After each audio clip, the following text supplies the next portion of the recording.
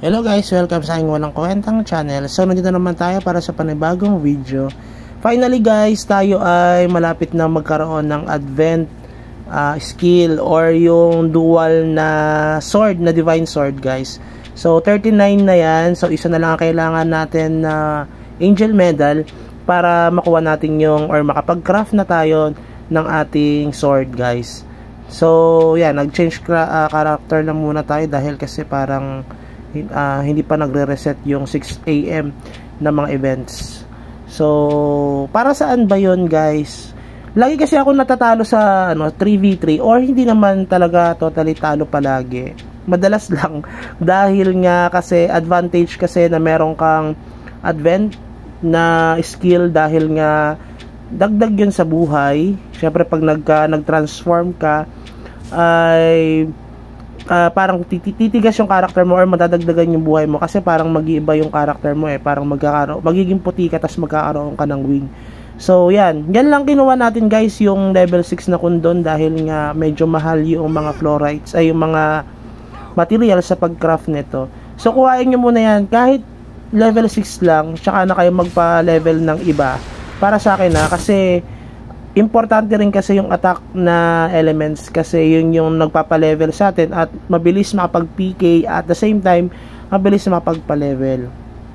So finally at the level of 613 ata ko niyan, kanina umaga lang ito guys.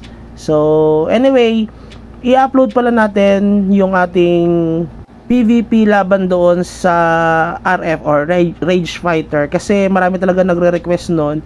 Pero hindi pa rin kasi talaga sila sure doon sa kanilang build ng character.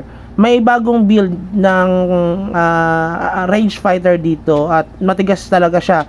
At ang lakas ng damage siya, parang nawa 1 hit ako nun Hindi naman, siguro mga 2 hits ng combo niya.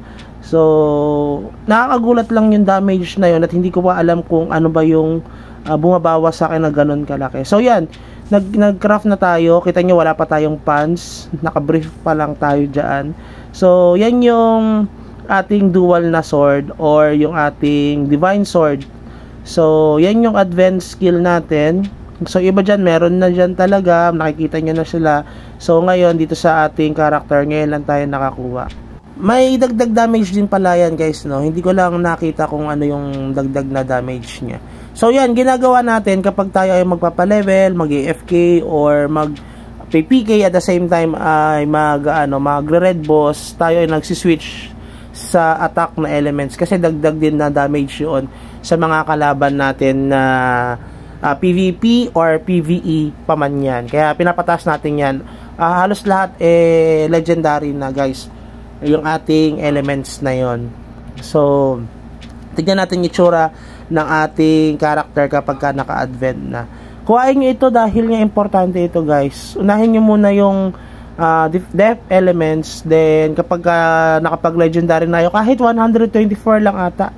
No, yan, kita nyo yan guys. Ang ganda. Astig, di ba? So, alam ko naman na marami nang nakaganyan sa mga MU Monarch. So, yun lang have a good day. Bye-bye.